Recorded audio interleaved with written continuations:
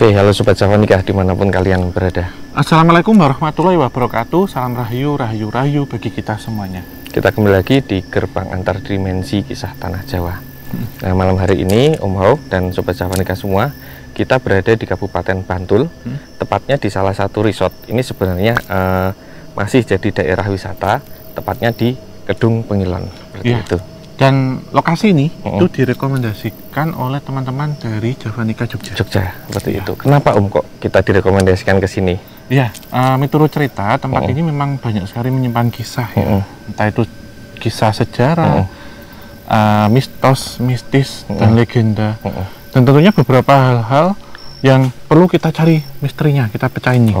Ya, kita kulik lebih dalam pasti. Gitu. Nah, sebenarnya kita kesini memang sengaja malam hari ya, Om Hao ya. Karena kalau kita kesini siang hari, yang pertama sebenarnya tempat ini bagus, Om. Indah seperti itu. Dikatakan serem, dikatakan banyak hal-hal mistisnya itu bukan karena tempatnya ngeri, tetapi memang sebenarnya tempat ini elok. Panoramanya bagus. Cuman memang ada panorama-panorama dalam tanda kutip yang suka bikin kita salah fokus. Karena beberapa bentang alam di sini memang masih sangat alami, maksudnya hutan seperti itu. Iya, dan kita untuk mencari tempat ini tentunya juga tidak mudah ya. Ini ada di satu daerah yang boleh dibilang untuk aksesnya ke sini tuh tidak gampang karena sangat pelosok gitu, pelosok. Dan tadi kita di sini dari siang sebenarnya kita coba cari-cari, kita tanya-tanya juga, bahkan pakai ini ya petunjuk arah gitu ya, sempat kita kesasar tadi, kita putar arah juga, tetapi tentunya ini menarik untuk nanti kita ada apa di situ gitu. Karena saya jujur baru pertama, Mas D juga mungkin baru pertama kali kesini. Dan nanti ada apakah di situ kisah atau entitas apa atau pesan, biasanya kita akan menemukan hal ini. Coba nanti akan kita cari. Dan setelah kita tiba pun sampai sini, ini kalau dilihat ya Sobat Javanika, jalannya itu naik turun, naikkan dan turunan ini. Dan kita sudah selesai mendengar suara gemericik air. Iya, di sana. Nggak usah lama ya, teman-teman. Nanti kita langsung ke lokasi. Kita ceritakan satu persatu apa yang bisa kita sampaikan, apa yang bisa kita rasakan dan kita ceritakan. Insya Allah nanti akan kita ceritakan juga. Iya, cuman ini ya saya rasakan ya Mas, dari awal kita turun ke sini itu banyak entitas yang mengamati dan ada juga beberapa yang coba ingin berinteraksi. Iya, sama sih. Tetapi ini karena banyaknya dan menurut saya ini tempat sakral tetapi juga wingit ya. Saya nanti akan fokus bercerita saja, tidak akan ada mediumisasi. Karena menjaga teman-teman yang ada di sini. Sebab tadi kita sebelum mulai memang ada beberapa teman yang ditowel-towel. Dengar suara desisan ular, kayak ada ular jalan di ini kan, kalau kita lihat ya Sobat Javanika banyak ranting dan daun kering. Itu kayak srek seperti itu ya. Gitu juga. Terus kita ada di ruang terbuka, tetapi ini sangat lembab dan panas kondisinya. Padahal ini di alam bebas ya, dan nggak ada kayak angin lewat gitu ya. Kayak stuck gitu aja gitu loh. Dan yang saya rasakan juga penuh nanti yang akan kita datangi. Dan ini dari kita jalanin aja sudah melihat banyak hal kanan kiri seperti perkampungan, pasar, gaib semua tentunya ada di sini. Ngerti. Mas D. Saya juga ini ya nggak bawa buku sket karena kayaknya nggak memungkinkan juga Om nanti apa yang akan terlihat mungkin akan digambarkan di insert video seperti itu. Oke, kita lewat sini Mas D.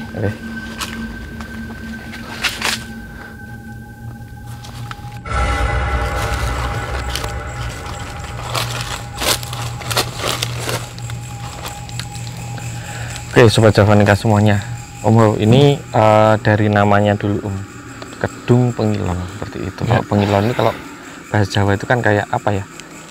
Termin gitu. Ini sebenarnya ada sejarahnya nggak sih? Kenapa dinamakan Kedung Pengilon kayak gitu? Iya, dulu tempat ini ya, nanti akan kita kunjungi. Tapi ini kita sebelum ke sana memang kita harus kelonungan dulu. Kita harus menyapa atau kita minta izin dulu kepada sesepuh lelembut yang ada di sini gitu. Nah, nanti kita ceritakan di akhir ya. Tapi memaknai nama Pengilon itu satu tempat ya, kedung itu kan sumber mata air atau sendang itu juga bisa. Pengilon itu berarti tempat ini bisa dipakai untuk bercermin. Kayak refleksi gitu ya. Karena pada masa lampau airnya itu sangat-sangat jernih, Mas. Dan itu seperti cermin. Jadi ketika kita lihat ke bawah gini itu, kita bisa melihat diri kita sendiri. Ini secara fisik ya. Secara metafisik tempat ini kadang dipergunakan untuk mencerminkan atau kita mencoba bercermin secara spiritual. Oke. Seperti contoh, ketika kita akan berangkat berperang, udah siap belum kita dengan diri kita, dengan mental fisik kita. Kemudian ketika kita akan memulai hidup yang baru, menikah, sudah pantas belum kita untuk ini. Dan yang terakhir adalah tempat ini dipakai untuk merefleksikan kondisi diri, entah baik dan buruk. Tapi paling banyak adalah kondisi buruk, mesti. Baik kata tempat ini memberikan cermin atau pengilon ya, ketika kamu akan bertindak, tahulah dirimu sendiri sebelum memutuskan. Gitu. Dan banyak sekali ya di sini tuh sesuatu hal yang tidak hanya bersifat positif, tetapi juga negatif. Campur berarti. Campur ya, karena sejatinya ketika kita bercermin, itu kita akan melihat dari dua sisi. Saat kita dalam kondisi baik, tentunya yang akan ditampilkan bayangannya itu adalah bayangan baik. Dan saat kondisi kita buruk, bayangan yang ditampilkan juga buruk, Mas. Jadi yang dilihat di cermin itu sebenarnya bukan salah cerminnya. Ketika kita ingin menginginkan sesuatu hal yang baik, tapi kita belum siap, kita masih amburadul itu, ya ini cermin ini akan menunjukkan hasil yang buruk, gitu yang apa adanya, ya. Dan jadi orang itu tidak boleh baperan gitu. Ketika kita memang ada salah gitu. Nah, penggambaran ini sebenarnya untuk introspeksi lebih lanjutnya seperti apa. Jadi ibarat kata seperti peribahasa, jangan sampai buruk muka cermin dibelah gitu. Maknanya itu, iya. Dan kata-kata itu. Dan saat kita memasuki wilayah ini sebenarnya ada satu entitas yang sepuh yang saya lihat ya. Sepuh memang secara usianya sudah ribuan tahun. Yang kedua sepuh disepuhkan baik oleh warga sekitar dan juga oleh warga sekitar. Gitu. Menjadi kayak sesepuh gitu ya. Iya. Nah ini beliau kalau yang sekarang ditampilkan itu seperti warga biasa, Mas. Jadi sosok sepuh simba-simba, kakek-kakek, laki-laki usia kalau saya tafsirkan 80 tahun, menggunakan kopiah, terus berambut putih gitu. Dan ini jenggotnya panjang. Putih. Dada. Oke. Bajunya itu pakai baju pakai baju putih kotak-kotak gitu, motif kotak-kotak. Terus bawahnya ini yang unik ini, Mas. Pakai sarungnya warnanya merah bermotif hitam. Jadi sarung kotak-kotak merah, terus ada motif-motif hitam di situ. Ini juga ya? Iya, terus ini ingat itu enggak sendal simba-simba yang biru. Iya, yang di kampung-kampung itu ya. Nah, sini bawa tongkat. Jadi tongkatnya itu kayu, tapi saya nggak tahu itu kayu apa. Di bawah gini dan gini. Agak bungkuk atau gini. Mohon maaf. Kayak ini ya, kayak bapak-bapak di desa. Kampung-kampung gitu ya. Bahkan itu gitu. Tetapi versi asli beliau menunjukkan sekarang itu ini ageman kebesarannya. Itu pakai baju putih. Ini digelung, Mas. Putih juga, terus ada pakai kusuk konde gitu. Ini kan juga ada jenggotnya. Jadi cuman agemannya saja ganti dan beliau membawa tongkatnya itu sama, tapi pakainya itu kayak diselampirkan gitu, Mas, putih. Terus nggak pakai nggak pakai alas kaki. Nggak pakai alas kaki gitu. Beliaunya hadir di sini. Hadir, dan beliau ini memiliki satu hewan kelangenan ya yang ditunjukkan itu ayam jantan warna putih. Gitu. Kalau boleh ini Om diceritakan sebenarnya beliaunya ini siapa sih, asal usulnya bagaimana, kenapa kemudian jadi tetua di sini? Ya, jadi memang beliau ini diamanai oleh Gusti Kanjeng Ratu Kidul untuk menjaga tempat ini. Jadi Kedung Pengilon itu pada masa lampaunya juga dipergunakan untuk mandi atau bercermin, boleh dibilang para bidadari atau juga para peri ini, Mas. Banyak gitu. Tapi perinya peri positif yang ada di sini. Terus juga prajurit-prajurit yang akan dilantik ya di Keraton Kidul ya.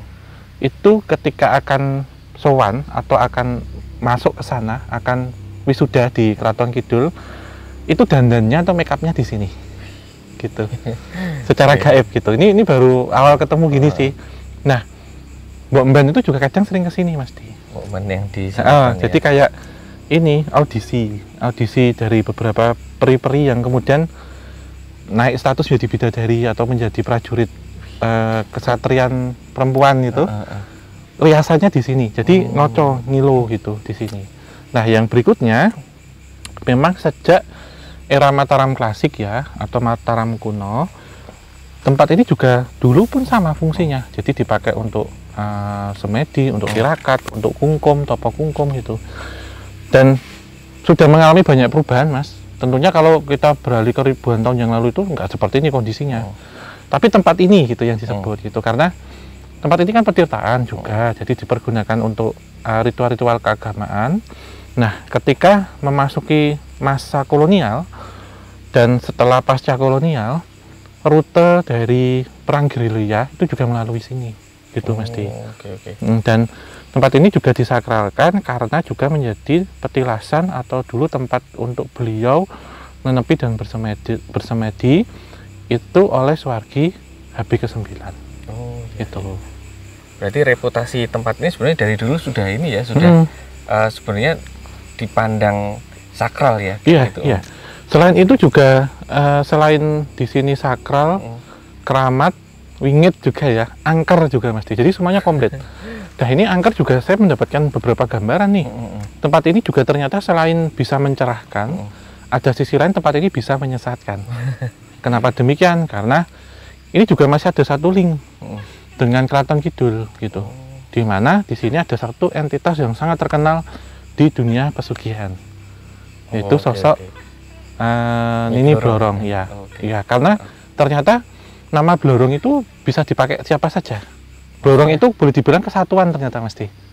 Bukan nama satu entitas. Bukan ya, karena ada Nyi Roro Blorong gitu, kemudian ada Nyi Blorong, ada Nini Blorong. Nini Blorong. Iya. Itu entitas yang berbeda. Entitas yang berbeda. Tetapi panji kesatuannya itu Panji Kesatuan Blorong. Ya, gitu. Kayak band gitu ya, ada nama belakangnya. Iya, gitu. Iya. Kalau Nyai Roro Blorong itu abdi kinasi dari Gusti Kanjeng Ratu Kidul. Positif. Ya, terus kemudian ada bawah-bawahnya. Nah, ini dari Nini Blorong ini yang ada di sini ya. Ini tentunya beliau ini yang menguji atau mencoba iman manusia sejauh mana itu, karena nanti kita akan coba dekati ke situsnya seperti apa. Tapi sebelum itu kita sudah minta izin, alhamdulillah sudah diperbolehkan, dan ceritakan apa yang boleh diceritakan atau yang kamu ketahui. Tapi banyak cerita yang tidak boleh diceritakan, cukup diketahui saja oleh kalian gitu. Jadi sampaikan gitu Mas Di. Ya. Mungkin sebelum kita pindah lokasi, dari ceritanya Om, saya jadi ini Om, coba Mas Di yang ini penasaran. Selain di lingkungan manusia, di lingkungan dimensi seberang metafisik, berarti tempat ini juga sudah apa ya? Sudah jadi tempat yang terkenal lah dalam tanda kutip, karena audisinya di sini. Kemudian kalau saya bayangin kayak apa ya? Kayak kantor cabang dari perusahaan besar kayak gitu. Nah, berarti entitas-entitas yang ada di seantero Yogyakarta, Bantul dan sekitarnya itu memang mungkin dalam kurun waktu tertentu ke sini Om. Iya. Bahkan tidak hanya yang ada di sekitar DIY Mas, tapi seluruh Jawa. Oh gitu. Iya. Ke sini juga karena ini kan lokasinya di Bantul ya. Kita ketahui kalau ke selatan terus kan Bantul ke pantai selatan. Jadi boleh dibilang ini tempat make up-nya juga Mas Di. Kayak fitting room. Iya. Nah, untuk MUA-nya mereka ya. gitu. Dan banyak sekali cerita-cerita ya. Nanti akan kita ambil beberapa cerita di sini. Termasuk ada beberapa insiden yang pernah terjadi. Jangan salah, di sini juga pernah terjadi satu insiden. Komplit ya. Ada hal positifnya, tapi tragedi yang negatif juga terjadi ada di sini. Gitu. Dan mungkin nanti kalau Mas Di mau menggambarkan sosok Mbak Jenggot juga tidak apa-apa. Boleh berkenan, boleh yang versi ageman kebesaran atau ageman Among. Sekarang Among tamunya. Gitu. Ya, ini kadang beliau ini sering salah ditafsirkan. Ada beberapa peziarah yang mengira beliau ini warga. Jadi kadang ini kan jalannya naik ya. Kadang ada yang turun itu berpapasan dengan kakek-kakek. Dengan menampakkan diri. Dengan pakaian, kadang pakai baju batik itu mesti lengan panjang, pakai peci, kopiah itu, terus pakai pakai ini apa sarung gitu. Itu kadang lewat tadi kulon nuwun atau monggo pinarak gitu, biasanya kayak warga-warga biasa. Tapi kemudian setelah ditengok belakang, dia sudah nggak ada. Nah, itu.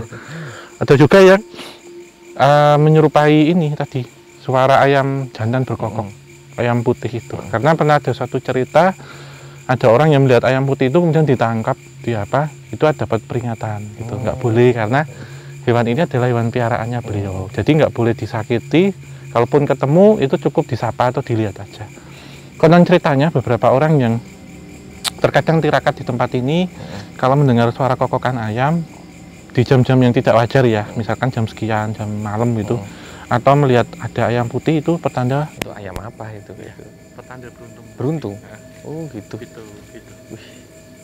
Dan kemudian setelah itu mencuci muka atau melihat ini sendangnya itu, kalau yang dilihat itu airnya tidak bergejolak, itu berarti diterima atau positif. Tapi kalau airnya agak bergelombang harus diulang lagi atau masih membawa air. Oh masih ini ya, berarti masih belum bersih kayak itulah ya.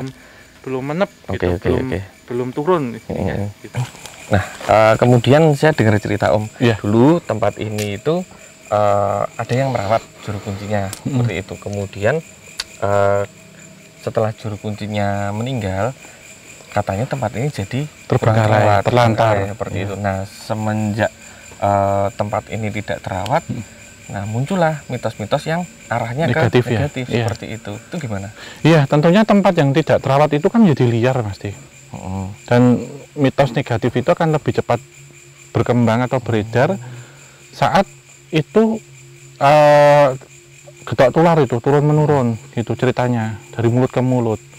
Nah negatifnya tempat ini kemudian disalahgunakan Mas. Salah satunya untuk ritual-ritual yang bersifat negatif seperti hanya ngilmu hitam, cari pesugihan, ritual-ritual aneh, ya penarikan pusaka itu juga. Dan ada juga yang orang menganggap di sini itu banyak harta karun, ya itu gitulah. Ketika tempat ini kemudian banyak orang memikirkan itu dalam versi konotasi yang negatif, entitas astralnya tentunya yang negatif senang Mas Di. Akhirnya membuat tempat ini seolah-olah ini menjadi tempat destinasi untuk minta-minta atau ngalap sesuatu hal yang buruk gitu. Diperparah ada beberapa kejadian-kejadian insiden. Jadi saat ini menurut saya tempat ini menjadi wingit dan angker. 80% itu menyeramkan. Itu malah sekarang lebih condong ke energi negatifnya ya, karena kesini. Iya, karena bangunan yang dulu semula di situ megah, suasananya cukup hangat. Ketika terbengkalai kan tahu sendiri ya. Apalagi tempat yang terbuka dan ini menyimpan satu cerita legenda, mitos dan mistis dan juga cerita-cerita lampau yang berkaitan dengan supranatural. Oke. Apalagi ditambah tadi mitos tentang ada nini blorong ya di sini ya. Kemudian orang mungkin mindsetnya, ada nini blorong di situ, tujuannya pasti nggak jauh-jauh dari pesugihan. Hal yang seperti itu. Ini mungkin kita akan menuju lokasi habis ini, coba kita cek ya, kita lihat. Sayup-sayup udah kedengeran. Kondisinya seperti apa? Karena ini benar kita baru pertama kali. Mungkin pasti kita ke sana sekarang. Ya. Oke, yuk coba Javanica langsung.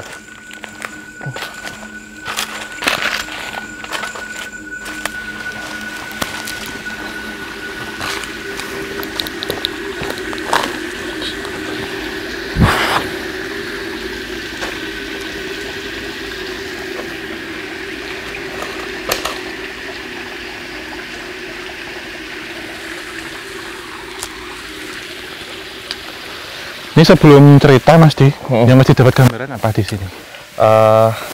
Saya sebenarnya ada ini Om, kebagi dua Om. Ini kita bicara rasa ya, karena di sini memang bukannya gimana-gimana.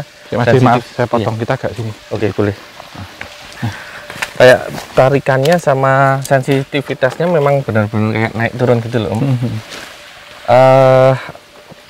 Ada dua bagian, yang satu sisi positif.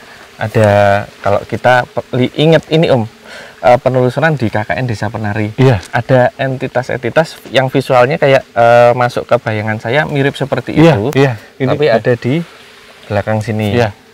Kemudian ada satu sosok, ini saya agak takut sih sebenarnya, kayak gambaran Nyi Blorong, tapi rambutnya ini sangat panjang dan lebat, kemudian wajahnya menyeramkan, kayak agak-agak kayak kalau pewayangan itu buta seperti itu. Cuman saya belum belum fiksin itu siapa, kemudian benar nggak ada yang seperti itu, atau mungkin nanti Om bisa bantu mengkonfirmasi. Iya. Ini dapat seperti kerangkanya dulu nih ya. Untuk nanti saya kembangkan. Dan Mas D sembari download ada penampakan atau gambar apa. Jadi mulai hari ini ditarik mundur ke belakang nih Mas D ternyata. Dan ini kalau kita lihat ya Sobat Javanica, bentuknya ini kan kayak nganu Mas D, maaf ya, kayak kaca cermin. Iya. Turun sini. Oh, kaca cermin yang dipegang gini ya? Iya, yang kayak gitu.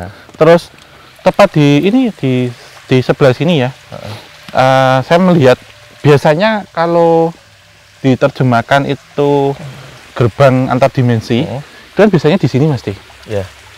Ini di tengah Mas D. Di tepat di tengah ini dan turun. Lah, posisi dari Kedung Pengilon ini jika dia turun itu langsung tembus dengan Keraton Lor Kidul. Oh, memang kayak portalnya Iya, di sini. ada portal turun ke bawah iya. Dan ini ada banyak cerita sekali, tapi saya kemas sesingkat mungkin tapi padat ya. Jadi dulu ada pasangan suami istri datang ke sini ya. Ini bukan orang asli sini sih, orang Jawa, bukan orang Jogja juga. Laki perempuannya ini suka tirakat, nggak punya anak pasangan gitu, karena anaknya ini ternyata sering ditumbalin untuk praktek ilmunya. Mendengar kabar bahwa di sekitaran Sendang Pengilon ini banyak sekali pusaka, dan itu saya diperbolehkan jadi konfirmasi bahwa memang banyak pusaka di sini. Nah waktu itu memang melakukan tirakat sampai berhari-hari di sini, untuk menarik itu. Bahkan sudah didatengin oleh Mbah Jenggot juga. Bahwa ini ya itu ya berarti ya tirakatnya.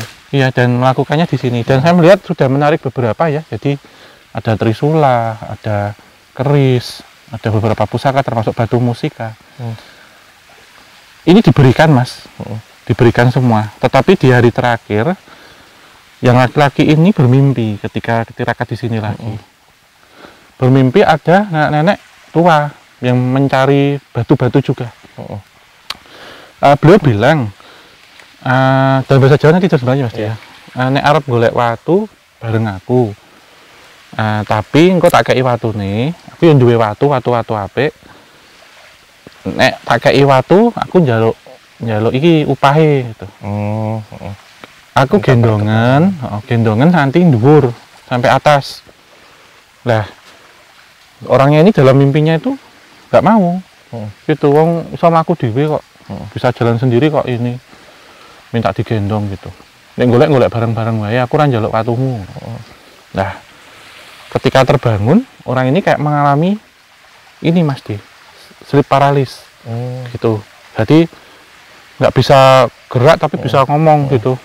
Nah, ini menurut warga waktu itu dan beliau ya yang sudah wafat, Suwargi Pak Juru Kunci itu, Juru Kuncinya bilang, sebenarnya kalau tadi mau gendong sosok ini, nggak usah ditarik, dikasih. Ternyata beliau simbahnya ini, neneknya ini, itu menyimpan atau memiliki banyak batu mustika.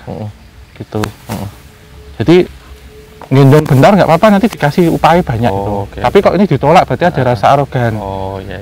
Terus karena kejadian itu ditegur ceritanya. Dan ini sampai sakit berhari-hari, akhirnya diminta pusaka yang sudah diambil dikembalikan mesti.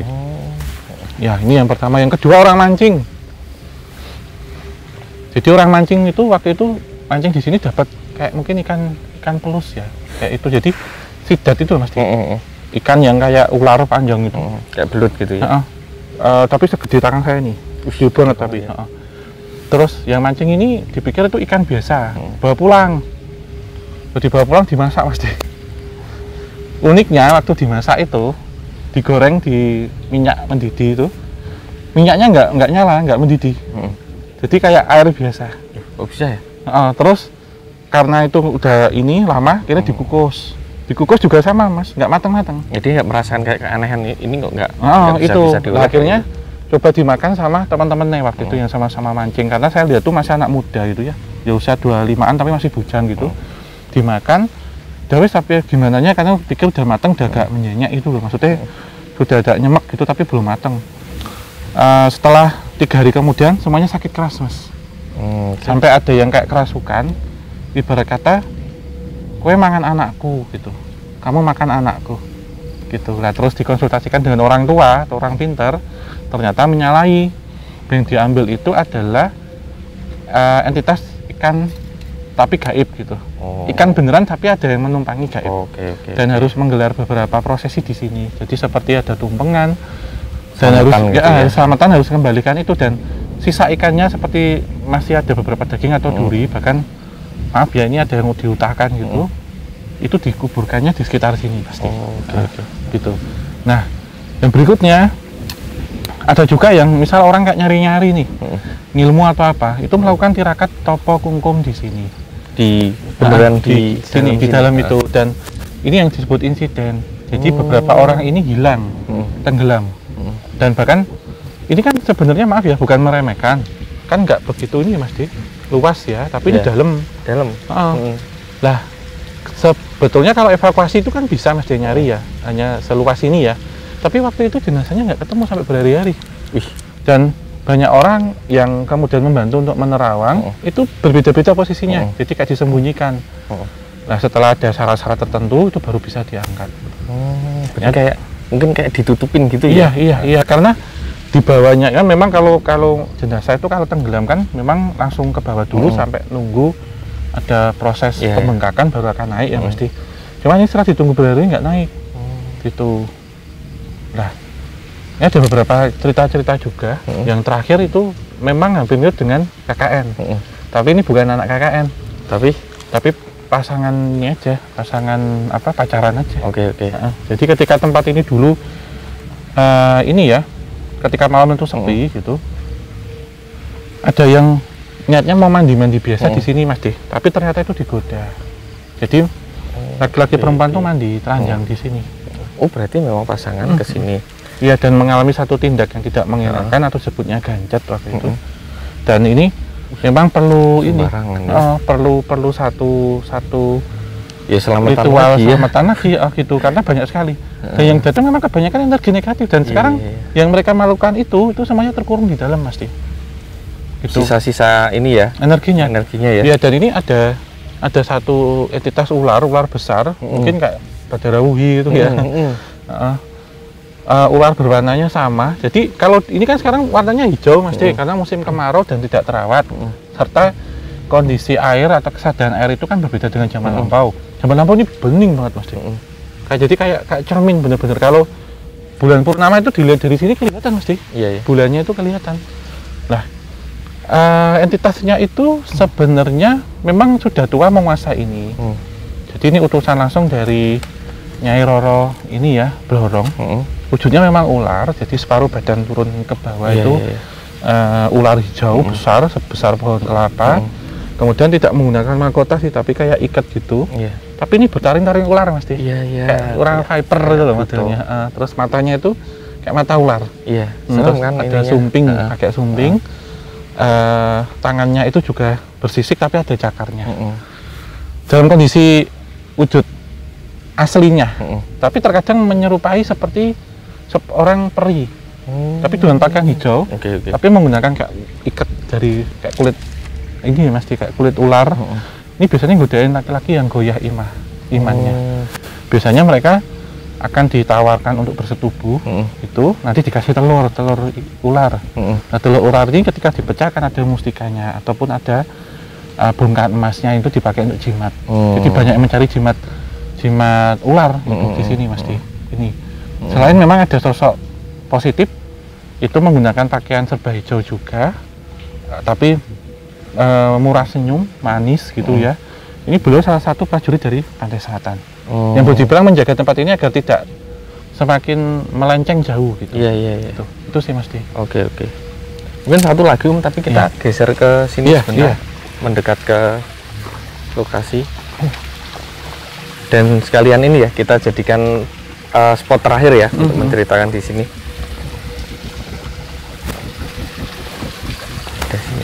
Ini tenggelam nih Mas Di.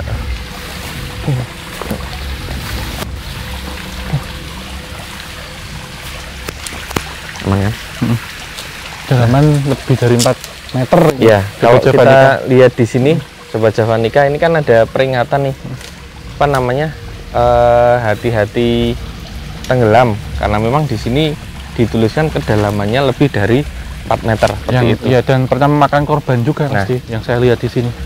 Dan ada cerita ini mungkin Om Bob nanti bisa bantu melihat atau merasakan secara halusnya.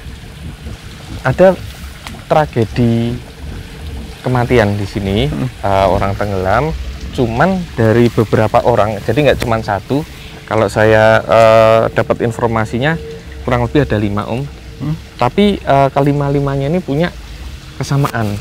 Yang pertama usianya seperti yang Om Bob sebutkan tadi, 20-an, dan semuanya perjaka laki-laki seperti itu, laki-laki dan perjaka. Ya, ini perjaka dalam arti sebenarnya Mas Di. Jadi bukan perjaka status ya, tapi seorang laki-laki yang masih perjaka, belum pernah melakukan hubungan badan, walaupun posisi di luar nikah, dan juga masih ting-ting ya, belum menikah gitu. Bener ini. Jadi si sosok entitas tadi ya, jadi perlu digarisbawahi bahwa Nyi Blorong, Nyi Roro Blorong, Nyai Blorong, dan Nini Blorong itu semuanya 3 sosok yang berbeda. Gitu. Dan Nini Blorong yang menguasai lokasi ini itu juga gemar dengan perjaka atau daun muda. Gitu. Karena sebenarnya ada satu mimpi ya, ketika si laki-lakinya ini bermimpi, itu memang melihat perempuan yang cantik jelita mandi di sini, Mas Di. Jadi mandi tapi dari belakang, telanjang dada itu ya, dari belakang seperti memanggil-manggil. Kemudian dalam mimpinya itu diarahkan untuk datang ke sini pada waktu itu. Nah, ketika ke sini tentunya biasanya akan jalan dari sini, Mas, di jalan. Ini menganggap ini tuh apa? Dangkal. Tapi setelah itu sini seperti ada ekor ular tuh yang menarik dari kakinya, ditarik ke tengah. Ini yang saya lihat yang pertama. Tapi ada juga yang mereka itu memang, kalau tadi kan di luar batas ini ya, alam bawah sadar, ada juga yang memang sadar. Jadi tempat ini memang kalau tidak memiliki satu hati yang bersih atau kesiapan secara spiritual, terutama yang masih perjaka, ya? Harus hati-hati. Karena banyak sekali entitas-entitas negatif bergenre feminin. Saya suka dengan perjaka.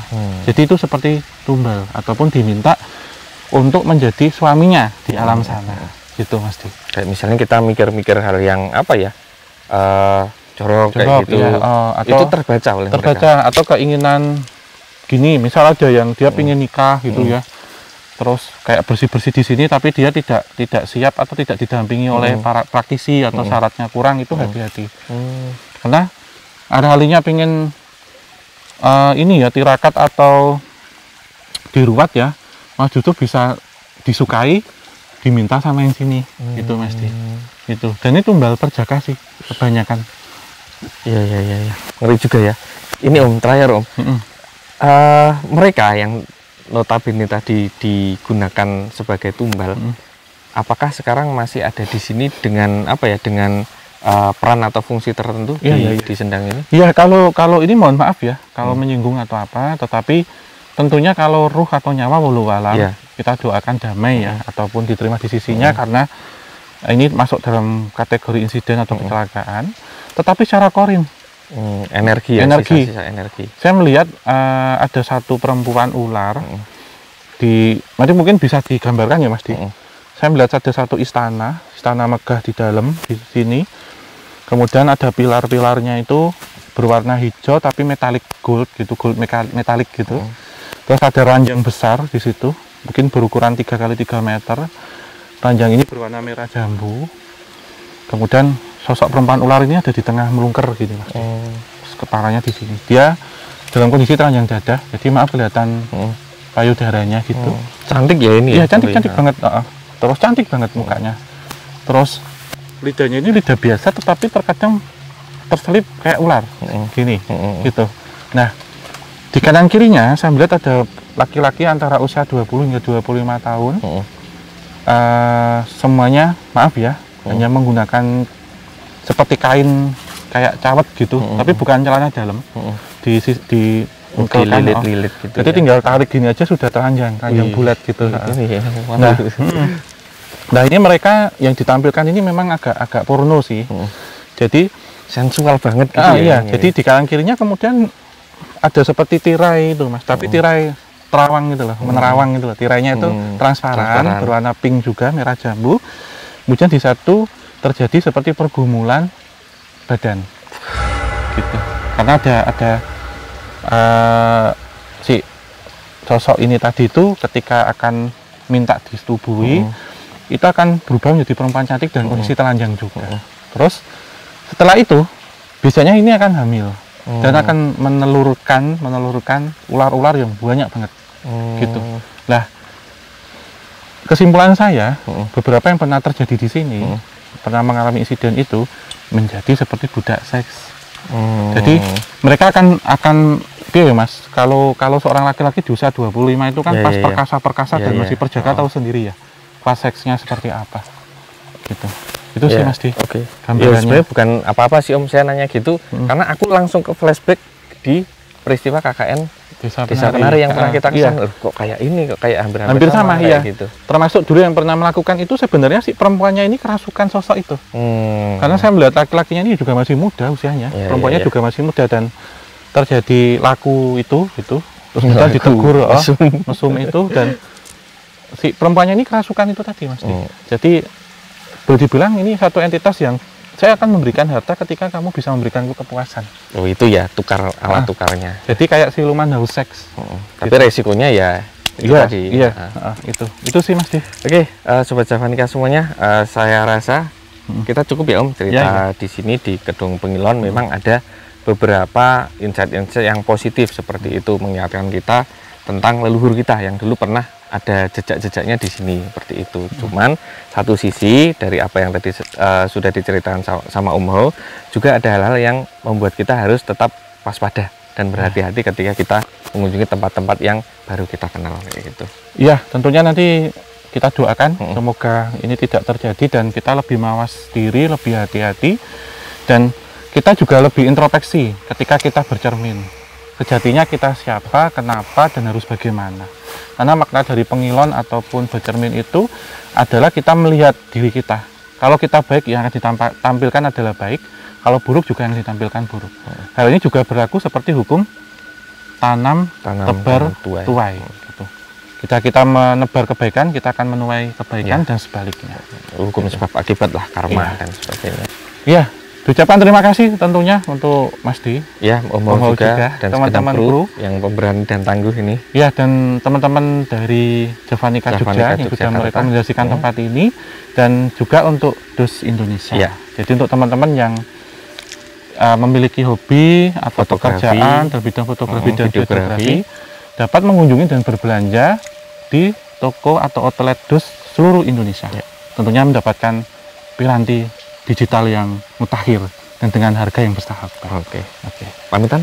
Ya, sebelumnya dukung channel Kisah Tanah Jawa dan podcast Tanah Jawa dan juga obrolan santai dengan subscribe, share sebanyak mungkin, tinggalkan komentar di kolom komentar yang positif-positif dan juga kritik, masukan, saran, share sebanyak mungkin dan like. Saya tutup akhir kata, wabillahi taufiq wal hidayah. Wassalamualaikum warahmatullahi wabarakatuh. Mugi tansah pinaringan rahayu sagung dumadi. Salam rahayu Mas Di. Pamit dulu Mas Di.